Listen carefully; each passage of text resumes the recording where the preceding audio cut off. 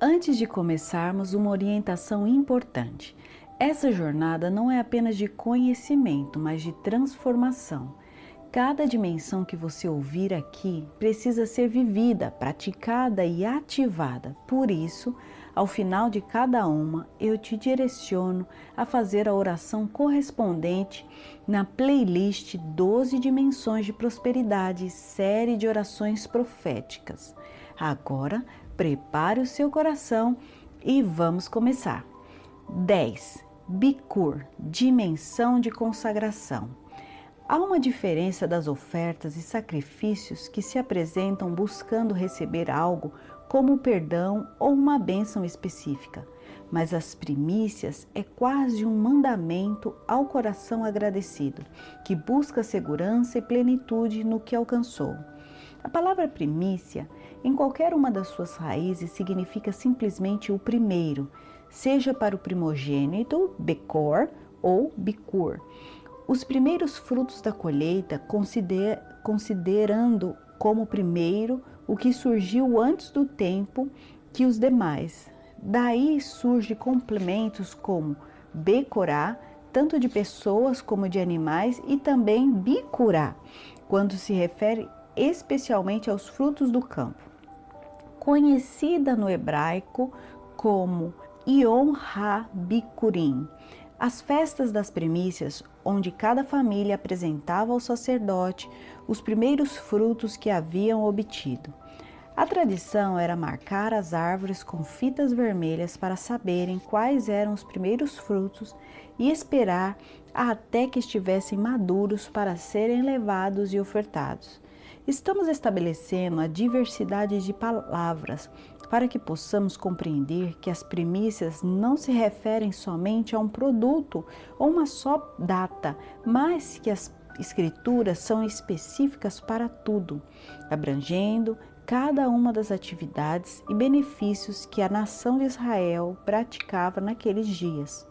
Embora haja muitas outras palavras ou circunstâncias específicas que nos ensinem mais de como funcionavam as primícias, como a expressão Reshet, que é mais do que primícias, tratando-se do início de alguma coisa que era cabeça de outra.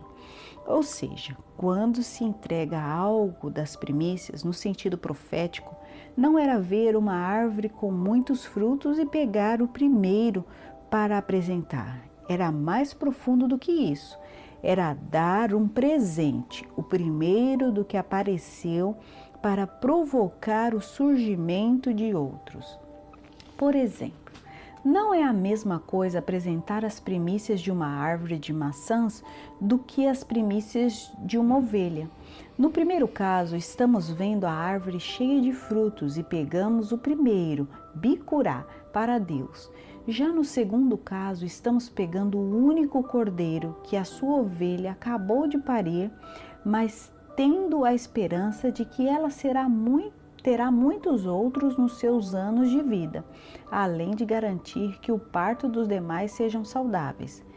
Esse é um princípio poderoso, pois na antiguidade a esterilidade das mulheres era considerada talvez a pior das maldições, e ao contrário dessas situações, ter muitos filhos era uma grande honra. Por isso, as mulheres judias se asseguravam de oferecer a primícia do primogênito, esperando ser abençoadas com muitos filhos. Neste sentido, Bikurá é a maneira de abrir um portal de bênção. Esta palavra inclui em si mesma a autoridade genética de ser cabeça de toda a colheita, assim como se apresentava o primeiro e o melhor dos frutos. Considerava-se que os demais frutos durante o mês ou o ano também seriam de igual qualidade e resultado. Quando se oferecia uma primícia, não era qualquer uma a ser escolhida. O agricultor procurava com diligência encontrar a sua Reshet, fruto seleto, inspecionado até que o deixasse satisfeito. Primícia é o Bekor, isso é, o fruto-chefe dos demais, entendendo que, como primogênito, era ele que dava ordem e dirigia a quantidade de irmãos que nasceria depois dele. Quando você apresenta as suas primícias, o primeiro e melhor fruto a Deus, o testemunho desse altar se transforma no molde perfeito para modelar os resultados da sua colheita. A primícia dá ordem e comando para que a sua colheita seja igual ou melhor em excelência do que foi sacrificado. Outra forma de apresentação das primícias era a terumá, que além de ser um presente a Deus, incluía uma ação de adoração implícita. O ofertante deveria mover ou mexer a sua primícia diante de Deus ou sobre o altar do sacrifício, terumá, Deuteronômio 12, 11. Esse tipo de primícia originou-se da expressão de louvor e adoração que antecedia uma batalha, terruá, o clamor, o grito de guerra e o toque da trombeta para dar início ao combate. Esse som arrebatava e ativava os guerreiros antes de começar a batalha. Em outras palavras, a apresentação das primícias no altar, terumá, é uma declaração de guerra ao adversário. Sacrificamos no altar de Deus para não ver o sangue de nossos filhos no campo de batalha. Esse tipo de primícia, acompanhado de palavras de adoração, serve para decretar profeticamente numa grande tomada de despojos, onde Deus entregará o melhor dos nossos inimigos em nossas mãos. As primícias eram exclusivas para os sacerdotes. Eles as consumiam nas suas casas e, de maneira excepcional, eram apresentadas ao profeta. Quando isso aconteceu, Deus multiplicou os alimentos num instante e a fome de todos foi saciada até sobejar. Números 18, 10 a 14, Deuteronômio 18, 4, 2 Reis 4, 42. Também isso será teu, a oferta alçada dos seus dons com todas as ofertas movidas dos filhos de Israel. A ti, a teus filhos e as tuas filhas contigo, os tenho dado por estatuto perpétuo, tudo que estiver limpo na sua casa, delas comerá. Todo o melhor do azeite e todo o melhor do mosto e do grão, as suas primícias que derem ao Senhor, os tenho dado a ti. Os primeiros frutos de tudo que houver na terra, que trouxerem ao Senhor, serão teus. Tudo que estiver limpo na tua casa os comerá. Números 18, 11 a 13. As primícias podiam ser apresentadas em todo o tempo, mas havia 3 ocasiões em que eram feitas a nível nacional: para as festas de Páscoa, Pentecostes e Tabernáculos. Levítico 2, 12, 23, 10 e 11, 23, 17 e Êxodo 34, 22. As primícias não se restringem ao material. Ezequiel anunciou que com as primícias dos dons deveriam servir ao Senhor. E isso se cumpriu depois do derramar de Pentecostes na igreja e o surgimento dos dons do Espírito Santo para servir a igreja.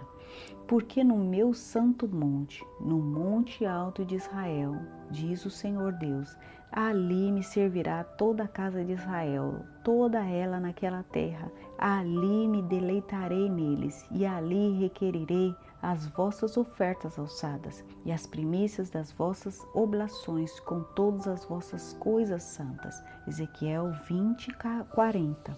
Redenção de uma primícia.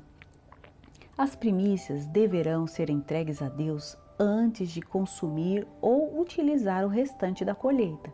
Levítico 23, 14. Além disso, não pode haver demora quanto à entrega. Ela deverá ser feita antes dos 7 dias. Êxodo 22, 29. E não comereis pão, nem trigo tostado, nem espigas verdes, até aquele mesmo dia em que trouxerdes a oferta do vosso Deus. Estatuto perpétuo é por vossas gerações, em todas as vossas habitações. Levíticos 23, 14. As primícias, em alguns casos, poderiam ser redimidas quando alguém tivesse que dar a Deus o primeiro fruto, mas o necessitava ou desejava. Então pagava por ele e podia retê-lo por direito, sempre que cumprisse as leis. As primícias dos animais e do primogênito seriam sempre para Deus. Em caso de alguns animais, poderia redimir agregando 20%, um quinto do valor. Levítico 27:13. No caso de um asno, o pagamento da sua redenção seria oferecer um cordeiro, e por um varão seria pago 5 ciclos, que eram de 11,4 gramas de prata cada um. Assim, o preço da redenção de um filho primogênito seria o pagamento ao santuário de 57 gramas de prata. Para um valor estimado, seria 80 diárias de trabalho, 2 meses e 20 dias, que era um valor elevado se considerarmos as condições que viviam em Israel, segundo Reis 12:4. Para entendermos melhor, se fosse necessário redimir um filho primogênito nos Estados Unidos, deveria ser pago a quantia de $6.400. Porém, os primogênitos dos homens resgatará também, os primogênitos dos animais imundos resgatarás. O que deles se houverem de resgatar, resgatarás, da idade de 1 mês, segundo a sua avaliação por 5 ciclos. Números 18, 15 e 16. Quando um primogênito não era redimido, então ele ficava encarregado de ajudar os sacerdotes nos templos ou nas cidades dos levitas. Mesmo assim, nem tudo poderia ser redimido. Deus sempre se assegurava para que ficassem animais suficientes para sacrificar no altar. No caso de alguém prometer uma casa e com o passar do tempo, ele ou um familiar mais próximo desejasse resgatá-la, deveria pagar o valor da taxa atual mais o encargo de 20% como multa. O resgate de uma terra era mais difícil, pois se estimava o valor fazendo um cálculo de quanto tempo levaria para semear as sementes de cevada. A este valor se calculava o preço já pré-estabelecido das sementes de cevada por 50 ciclos de prata para um homer, medida de 370 litros. Então, o preço estimado das sementes para a semeadura seria no valor de 2 anos de trabalho, 2 meses e 20 dias. E a este valor, que seria no tempo de 1 ano, se multiplicaria por quantos anos faltasse até o próximo jubileu, e este seria o valor que se deveria pagar antecipadamente para resgatá-la. Em outras palavras, uma verdadeira fortuna.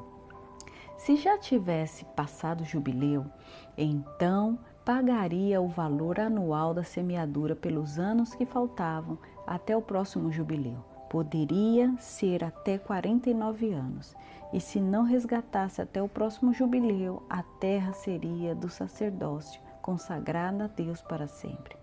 Quando os sacerdotes que administravam as terras ou casas a vendiam, a pessoa que a tinha entregado perdia a opção de redimi-la até o jubileu, onde regressaria à terra.